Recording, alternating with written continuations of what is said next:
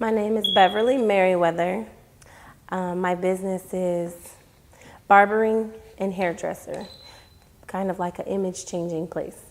We cater to men, women, and children, and the whole family aspect of our business, making it family-oriented. We started 7 years ago. My fiance passing by saw it. He's a barber as well. So we kind of thought, well, why not make it one big place where men could bring their wives or girlfriends or vice versa, and the children kind of all come at once. Did a little research. Majority of African American shops are in Northeast Portland or North Portland, but I've always wanted to make it a broader, make it more community-based and not just one-sided or just to a certain race. Everyone is welcome here. We do everything from braiding to cutting, coloring, weaving, anything you name it, we just about do it. I choose Lents. One is, I noticed that it was starting to change and they were really growing this particular part of Portland, and it's very diverse, and every day it's getting more and more diverse, and that was something that drew me to this particular location, as well as it's very, very easy to get here. I knew they were drawing the Max line and the freeway exits right there, so why not? Sure. My cultural background is African American. I'm have a few different races in my family, but to society, I would be considered African American. And my family my family influence. My aunt did hair, my stepmother did hair, and I have a few cousins that are older than me that did hair. So growing up, being that my dad had children later in life, I got to be in the shop with my cousins. I got to be in the shop, with my aunt, and that's something that kind of grew. So it went into doing hair. I taught for 6 years, and this is my second salon, and I've had this one the longest, which has been the most, it's bigger than when I first started, but it's something that I've always wanted to do since a little girl. And it started with being the neighborhood hairdresser at the age of about 7. So I was doing prom hair, church hair, whatever hair you need to do, that's what I was doing. And it just grew bigger and bigger from there. So the values that I hold that reflect are image is everything. You only get one time to show you, and if you don't make that best impression, then sometimes it can hinder your future. And everyone deserves to look their best, everyone deserves to feel their best, everyone deserves to know that you don't have to spend a whole bunch of money, but if you do, that's your choice, but you can still be just as beautiful coming to somewhere in your neighborhood or if then just going to a bigger place or quote unquote a high-end salon. It's the same. It should be the same rather, all the way around. Christian-based, definitely family-based. I was raised in church, and trust me, if it wasn't for those beliefs and just that growing up in that faith and being taught to have faith, then I probably wouldn't be as far as I would in life.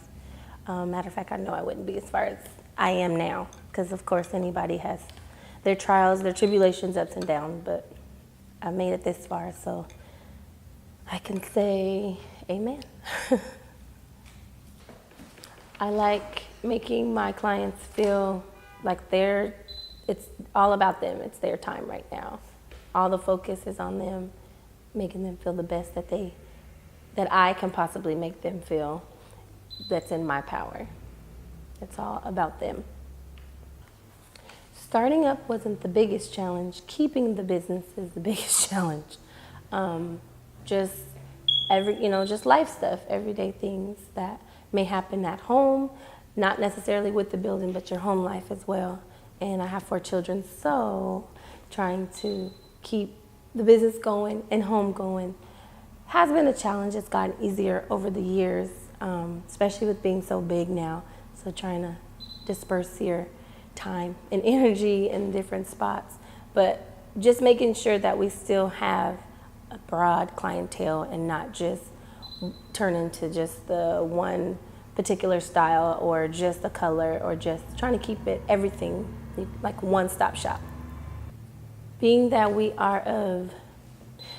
in Southeast, it was known as what you would call a Caucasian community. It wasn't a lot of African Americans or other cultures, but being here, I feel, and from what I hear, that we've kind of set a precedence because we're the first, and to come in like we did so big, kind of with a bang, it opened it up, I think, to so many more minds and so many more ideas, and making it broader and not just a certain type, but just, something that's wholesome, something that you can go to, and we have people that come and hang out, and they'll come and talk to us, some of the regulars that pass by. So I feel like we've created a safe place, of course, a loving place.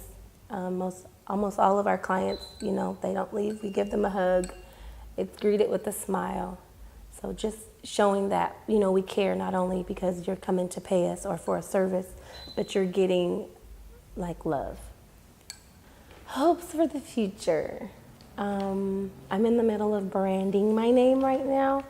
So my hopes would be to open another salon soon, one day. And but just perfecting what we have is my biggest hope, making sure that every client that comes in is getting the same service, the same care, and just making it better. Not that it's not better now, but just so that it's perfected. Hopes for the neighborhood. I want it to continue to grow, the diversity to grow. I would like to see a few more restaurants. That's the biggest, is restaurants, eateries, and that's about it. It's kind of, everything else is kind of, we have our Saturday or Sunday market, and I think there's another one further down Foster, I think on Saturdays, but I'm not sure. But I've noticed little businesses here and there. So those are just some of the things that I would say my clients ask for. There's one on the corner which my fiance owns. So we own this, and then he has the one on the corner, Fruit Face. And that's food, but there's only like one, and then you go a ways, there's one, go another, on this side of Foster. Once you pass 82nd, there's a few more. They're closer together. But here in this area, it's kind of like none. You have to go kind of at least almost a mile. Fruit Face, yes. Oh, those are so good. I knew there was some. I will let him know. Thank you. Wait, how is he a barber? And Girlfriend, we're a jack of all trades. We have 4 kids. He's a barber. I'm a hairdresser. Force your children to go through your business? I'm not going to force them to go through it, but I definitely make sure they're in it. Just because hopefully they will keep it. You don't necessarily have to be a hairdresser. You don't even have to like the restaurant industry or the, I guess you would say restaurant. It's just a matter of keeping the family name, keeping the business. So they have something once I'm gone, whenever that day is. Hopefully no time soon, but just something to fall back on. But also know the business world. One of my daughters want to be into design, which started here because I also do image consulting. So that includes your hair, makeup, your clothing, just the whole total you.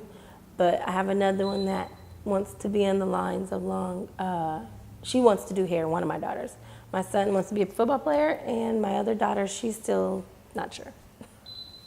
So it's, in this business, it's not one thing, like, oh, I'm just a hairdresser. There's so many different aspects in this industry that you can pull and tug on. So, like, one of the big excitements for us, for myself, but also for our shop is in September, I get to go do hair for New York Fashion Week. And that's like the biggest thing any hairdresser wants to do is do hair for New York Fashion Week. So we get to go for a week and we get to do hair and photo shoots, and so I'm really, really excited about that. It took me 20 years to get there, but I'm excited.